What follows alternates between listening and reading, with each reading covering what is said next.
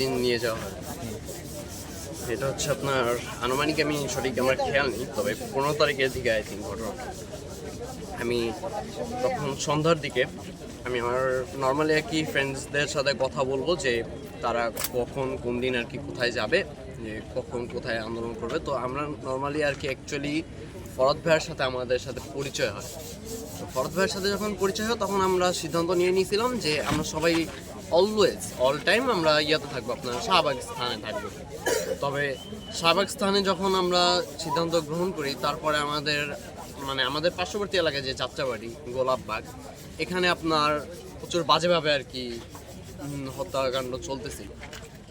আমরা চিন্তা করি যে আচ্ছা ঠিক আছে, আমরা তাহলে একত্রিত হই যে আমরা কার সাথে থাকবো বা কোথায় থাকবো, বা ভাইয়ের সাথে আমরা কথাবার্তা বলবো। যখন ওরা সবাই আমার বাসার ঠিক পাশেই, আমরা অলওয়েজ আড্ডা দিই আপনার রেল লাইনের এখানে। তো তখন আমার এখনো মনে আছে যে ওরা বলছিল যে আচ্ছা মামা, এখানে একটু প্রবলেম হইতেছে, পুলিশ প্রচুর পরিমাণে আনাগোনা করতেছে, আমরা দেখতে পারতেছি। তো আমরা এক কাজ করি, আমরা এক বড় ভাইয়ের বাসা আছে, বাসায় যাই। বলছি যে আচ্ছা ঠিক আছে, নো প্রবলেম। ভাইয়ার বাসাটাও একদম কাছে, রেল লাইনের ওপরে। তো আমি যখন রেল লাইন পর্যন্ত আসি, তখন ওখানের স্থানীয় কিছু ছাত্রলীগের ছেলেপেলেরা আমাকে ধরে নিয়ে যায়, অনেক ধরনের ধস্তাধস্তি করে। ধস্তাধস্তি এক পর্যায়ে তারা বলে যে সুন্দর মতন চল, আর না হলে এখানেই তোর সাথে প্রচুর খারাপ একটা বিহেভ হবে। আমি বলতেছি যে ভাইয়া আমি তো কিছু করিনি, আমাকে কেন? আমি বলতেছি যে আমি তো নর্মালি ভাইয়া বের হচ্ছিলাম। এখন বলছি যে তুই যাবি কি না এটা বল। পরবর্তীতে তাদের মতিগতি আমি ভালো না দেখে আমি আস্তে করে সুন্দর মতন আমি হাঁটা শুরু করি তাদের সাথে। হাঁটতে হাঁটতে এক পর্যায়ে তারা আমাকে বংশাল কি ওটা আপনার বনগ্রাম পড়ছে, আমি সঠিক বলতে পারতেছি না, ওয়ারির সাইডে পড়ছে, আমি এতটুকু শিওর। তো ওখানে আপনার একটা হোটেলের মতন, পুরান একটা বাড়ির ভিতরে আমাকে একটা রুমের মধ্যে নিয়ে যায়। রুমের মধ্যে যখন নিয়ে যায়, আমি তখন বুঝতে পারি যে হয়তো বা আমার সাথে কোনো খারাপ একটা কিছু হবে, বা আমাকে মারধর করে আমাকে ছেড়ে দিবে। কিন্তু এভাবে মারবে আমি তখন বুঝতে পারিনি। তারা আমার জন্য 3 বোতল কড়কড়া ঠান্ডা পানি আনছে। তখন আমি বুঝতে পারিনি, আমি ঠান্ডা পানিগুলো এনে তারা তার হাতে রাখছে। এরপরে একজন আপনার হকি স্টিক নিয়ে, আর একজন মোটা বেতের যে লাঠিগুলো আছে, ওই লাঠিগুলো নিয়ে আমার সামনে হাজির হয়েছে। আর সিনিয়র যে ছিলেন, তিনি আমাকে প্রথমে এসে বলছেন যে নাম কি, কোথায় থাকো। আমি তাকে পরিচয় বলি, ওই যে স্টুডেন্ট। যে জি ভাইয়া। কোথায় পড়াশোনা? আমি তাকে সব কিছু বলি। বলার পরে সে বলে যে ছাত্র আন্দোলনে যাও। আমি যে জি ভাইয়া যাই। আমি শুধু জি ভাইয়া যাই বলতে আমাকে দিই, তিনি আমাকে চড় থাপ্পড় দিয়ে আমার পায়ে একটা লাথি মারছে। আমি নগদের ভিতরে বসে পড়ছি। যখনই বসে পড়ছি, তার হয়তোবা উদ্দেশ্য ছিল যে আমার মাথায় মারা, তবে আমার মাথায় লাগেনি, আমার বাম হাতের বাহুতে লাগছে। বাহুতে লাগার সাথে সাথে আমি শুয়ে পড়ি। তারপর তিনি অনবরত লাথি দিয়েছেন। তারপর মায়েরগুলো তো অনবরত চলছে। এক পর্যায়ে গিয়ে আমি ভাবছি যে আমাকে হয়তো মারা শেষ। বলছেন না। পরে দেখি যে না, কোনোভাবে আমাকে মারা শেষ না, আমাকে আরও মারবে। আমাকে পানি দিয়েছে খাইতে। আমি পানি খাই। যখন আমি 2 ঢোক পানি খেয়ে যখন দিয়ে দিচ্ছিলাম, তখন আমাকে একটা ছেলেকে দিয়ে জোর করে আরও সমস্ত পানিটা খাওয়ানো হয়। পানি খাওয়ার পরেই আমার ঠান্ডা লাগছে। আমি যখন কাশি দিব, তখনই আমাকে আবার মারছে। অনুব্রতভাবে আমাকে মারতেছে। মারার পরে আমাকে আবার থামানোর পর আমাকে আবার পানি খাওয়াবে, আবার মার। এভাবে এক পর্যায়ে মারতে মারতে আমি অজ্ঞান হয়ে যাই। 2 বোতল পানি খাওয়ার পর তৃতীয়বারে যখন আমাকে মারতে মারতে আমি এক পর্যায়ে অজ্ঞান হয়ে যাই। আমার আর কোনো হুঁশ থাকে না। তো তারা নাকি আমাকে, যারা আমাকে ধরে নিয়ে গিয়ে রাখছিল, তো আমার এখনো মনে আছে, তারা আমাকে বলছে যে তারা নাকি আমাকে ওয়ারির র্যাঙ্কিং স্ট্রিট, আপনার এটা হচ্ছে রূপসী বাংলা একটা কাপড়ের দোকান আছে, ঠিক ওটার সামনেই আমাকে ফালায় রেখে তাদের কোনো খোঁজ খবর নেই। তো স্থানীয় যারা ছিলেন তারা আমাকে তুলে নিয়ে সালাউদ্দিনে ভর্তি করছে। সালাউদ্দিনের ওখানে আপনার প্রায় আধা ঘন্টা থেকে 45 মিনিট পর আমার সেন্স আসার পর তারা আমাকে জিজ্ঞাসাবাদ করছে। সব কিছু বলা টলার পরে তারা আমাকে বলছে যে আচ্ছা ঠিক আছে, বাবা তুমি একটু রেস্ট নাও, একটু শান্ত হও। পরে তারা একজন ডাক্তার আসলেন, তিনি আমার জামাটা খুলে দেখলেন যে আমার গায়ে কয়টা স্পট আছে।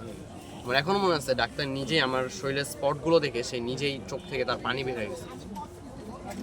সে ক্ষত জায়গাগুলোতে মলম লাগিয়ে দিলেন এবং বললেন যে আস্তে ধীরে সাবধানে বাসায় যে।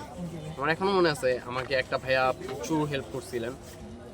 মানে ভাইয়াকে আমি সঠিক চিনি না, তবে তিনি হয়তো বা ওয়ারিতেই থাকেন। তবে ভাইয়ার প্রতি আমি মানে সারা জীবন কৃতজ্ঞতা কামনা করব যে তিনি আমাকে যদি তুলে নিয়ে না আসতেন তাহলে হয়তো বা আমি এখানে অ্যাটলিস্ট জীবিত থাকতাম না। তিনি আমাকে ট্রিটমেন্ট করে আবার তিনি আমাকে সহি সালামতে একটি রিক্সায় উঠায় দেন। আমি বাসায় বাসায় আসার পরে আমার বাবার প্রতিষ্ঠানে যাই, যে আমার বাবার সাথে আমি দেখা করব। আমার বাবার প্রতিষ্ঠানে যখন আমি যাই, আমার বাবা দেখে যে আমার নাক মুখ হাত পা সব ফুলে গেছে। যখন আমার হাতের দিকে আমার বাবা তাকায় তখন দেখে যে আমার হাতে প্রচুর পরিমাণে স্পট। পরে আব্বু বলছে যে কোথাও কি কিছু হয়েছে, আমি বলছি যে না বাবা তেমন কিছু হয়নি। আমার বাবা বুঝতে পারছে। তখনই আব্বু যখন আমার পাঞ্জাবিটা আরো উঠাচ্ছিলেন তখন দেখতেছেন যে আমার স্পট কমতেছে না, স্পট শুধু বাড়তেছে। পরে যখন আমার বাবা আমার পিঠের যখন পাঞ্জাবিটা উঠান তখন দেখেছি আমার হাজারো স্পট। আমার বাবা আমার তখনই চোখে থেকে পানি বের করে আমার জড়ে ধরে কেঁদে দিয়েছিলেন। বলছেন যে বাবা তুমি এখানে কেমন যাচ্ছ? আমি বলছি যে অবশ্যই এটা শুধু আমার জন্য না, এটা আমার যত ভাইয়েরা আছে তাদের সবার জন্য। এমনও এক সময় আসবে আমার কিছুদিন পরে আমারও তো ভর্তি এক্সাম হবে, আমিও তো ঢাকা বিশ্ববিদ্যালয়ে, আমারও স্বপ্ন, আমিও পরীক্ষা দিব। তখন যদি আমি শুধু এই কোঠার জন্য যদি আমি বেঁচে যাই তখন কি হবে? তখন তো কিছু করার থাকবে না। পরে আমার বাবা বলছে যে আচ্ছা ঠিক আছে, যেহেতু তোমার কাছে এটা সঠিক লাগতেছে এবং আমার কাছে এটা সঠিক, তবে যাই করবা সাবধানে করবো, আমার তোমার জন্য দোয়া রইল। এই বলে আমি আমার বাবার সাথে আমি ওই দিন বাসায় এসে তারপর ঠিক 18 তারিখেই আমি আমার বাবার নিখোঁজ। আমি আমার বাবাকে কোনোভাবেই খুঁজে পাচ্ছি। যখন না পাই তখন তো আপনার অনেকক্ষণ ধরে খোঁজাখুঁজি করছি। 24 তারিখে আমি লাস্ট কোনো উপায় না পেয়ে আমি যখন ঢাকা মেডিকেল কলেজে যাই, ঢাকা মেডিকেল কলেজে যাওয়ার পর আমাকে ঢুকতে দেওয়া হয় না। আমাকে পুলিশ বলে যে তাদের পারমিশন নিয়ে আসতে। তাদের পারমিশন অনেক কষ্ট করে যখন নিয়ে আসি তারপরও দাদা বলতেছে যে এখন পারমিশন নিয়ে লাভ নেই, পরিস্থিতি যখন ঠান্ডা হবে তখন এসে। যে আপনি তো বলছিলেন যে আমাকে যে পরিস্থিতি ঠান্ডা হওয়ার আগে আপনি আমাকে বলছেন যে ঢুকতে দেবেন, আপনি তো আমাকে কখনো বলেন নাই যে পরিস্থিতি ঠান্ডা হওয়ার সময় তুমি পারমিশন নিয়ে ঢুকতে হবে। দাদা বলতেছে যে না তেমন কোনো ব্যাপার না, এটা হচ্ছে যে পরিষ্কার পরিস্থিতি একটু ঠান্ডা হওয়া লাগে, আর না হলে তোমাকে ঢুকতে দেওয়া যাবে না। যে আমি কি আপনাকে কোনো কিছু তো করিনি, আপনাকে কেন ঢুকতে দেন? আপনি পুলিশ পারমিশন চেয়েছেন, আমি আপনাকে পুলিশ পারমিশন এনে দিয়েছি। দুই এক কথার ভিতরে তর্কাতর্কি চলতে চলতে পিছন থেকে আমার দুজন ফ্রেন্ড লক্ষ্য করে যে দুজন পুলিশ নাকি তাদের রাইফেলটা লোড করে নিছে ইনস্ট্যান্ট, এবং একজন নাকি আমার দিকে তাক করবে বলে ভাবতেছে, অনেকক্ষণ ধরে করতেছে। তো এক পর্যায়ে গিয়ে আমার ফ্রেন্ডরা যখন বুঝতে পারে যে এখানে যদি আমরা থাকি সেক্ষেত্রে আমাদের ভেজাল হবে, কারণ আমরা মাত্র সংখ্যায় ছিলাম 3 জন, আমি এবং আমার 2 জন ফ্রেন্ড, এছাড়া আর কেউ ছিলেন না। তো যখন আমরা বের হয়ে আসি তখন আমার ফ্রেন্ডরা বলতেছিল যে মামা এখানে প্রচুর পরিমাণে ঝামেলা হবে, আমি কেন জানি। আমি বলছি যে ঝামেলা হোক বা না হোক আমি এখানে ঢুকবো, আমি যেভাবে হোক আমার বাবাকে আমি দেখবো, আমার বাবা আছে কি নাই। ইভেন সে বলতেছে যে লাশ হয়তো বা আছে। এখন লাশের খবর সে কিভাবে জানে?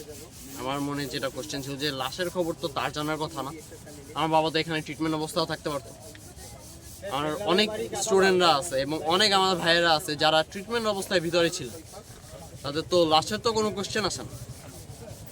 পরবর্তীতে আমার ফ্রেন্ডরা যখন টেনে হিস্ট্রি আমাকে নিয়ে আসে তখন আমি সুন্দর মতন চলে আসি, কারণ সবাই বলতেছে যে পরিস্থিতি খারাপ, যে কোনো সময় আমার উপরে কোনো না কোনোভাবে আক্রমণ হতে পারে, তখন আমরা ফেঁসে যেতে পারি। আচ্ছা ঠিক আছে ফাইন, আমি চলে আসি। চলে আসার পর ঠিক 5 তারিখে বিজয় উল্লাসের পরে আমি কেরানীগঞ্জ এবং কাশিমপুর কারাগারে দৌড়াদৌড়ি। সবাই আমাকে বলতেছিল যে অনেকে আছে যে আপনার গ্রেপ্তার হয়েছে, গ্রেপ্তারও তো হতে পারে। তো তাদের কথা শুনে আমি ধরে নিয়েছিলাম যে হ্যাঁ গ্রেপ্তারও হতে পারে। তো আমি অনবরত আমি দুইটা যে ইয়াতেই আপনার জেলখানাতেই দৌড়াদৌড়ি করি। দৌড়াদৌড়ির এক পর্যায়ে গিয়ে যখন আপনার 5 তারিখের পরে আমি একজন আর্মিকে জিজ্ঞাসাবাদ করি যে স্যার আমার বাবা তো পাচ্ছি না, আমার বাবাকে একটু যদি কাইন্ডলি একটু ইনফরমেশনগুলো দিতেন। তখন তাকে যখন সব কিছু দেওয়া হয়েছে তিনি বলে যে বাবা আমি তোমাকে একটা শর্টকাটে কথা বলি, তুমি আর ঘোরাফেরা করো না, তোমার যত ধরনের পলিটিক্যাল পার্টি ছিল, যত ধরনের পলিটিক্যাল মেম্বার্স ছিলেন বা এই আন্দোলনের সময় যারা যারা এসেছিলেন সবাইকেই রিহা করে দেওয়া হয়েছে, সবাইকেই ছেড়ে দেওয়া হয়েছে। তুমি এক কাজ করো, তুমি যদি কোথাও না পাও তুমি অন্য কোথাও গিয়ে খোঁজ খবর নাও, দেখো পেয়ে যাবো। ঠিক আছে। পরবর্তীতে গিয়ে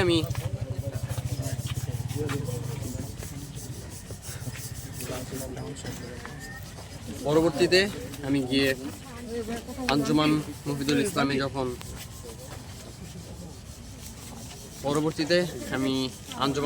ইসলামে খোঁজ খবর নেই এবং আঞ্জুমান মুফিদুল ইসলামে খোঁজ খবর নেওয়ার পরেই আমি জানতে পারি যে আমার বাবা 24 তারিখেই দাফন হয়ে গেছে এবং তারা নাকি 18 তারিখেই নাকি লাশ নাকি নিয়ে এসেছে।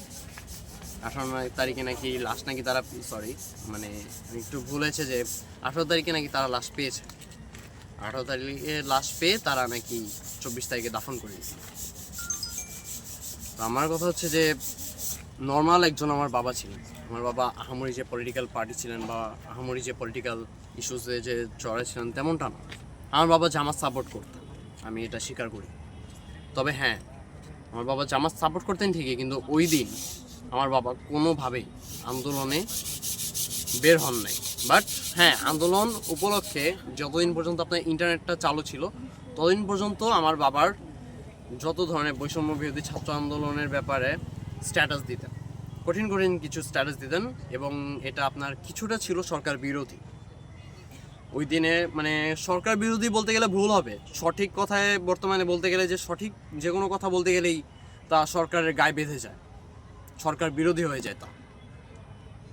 তো আমার বাবা এরকমই কিছু স্ট্যাটাস যখন দিতেন তখনই হয়তো আমার বাবাকে টার্গেট করছেন, হয়তোবা আমি এক্স্যাক্ট শিওর বলতে পারতেছি না। যেদিন বের হয়েছে সেদিন মানে শেষ তোমাকে কি বলেছে এবং তুমি এটা তোমার পাঞ্জাবির কথা বলছিলে?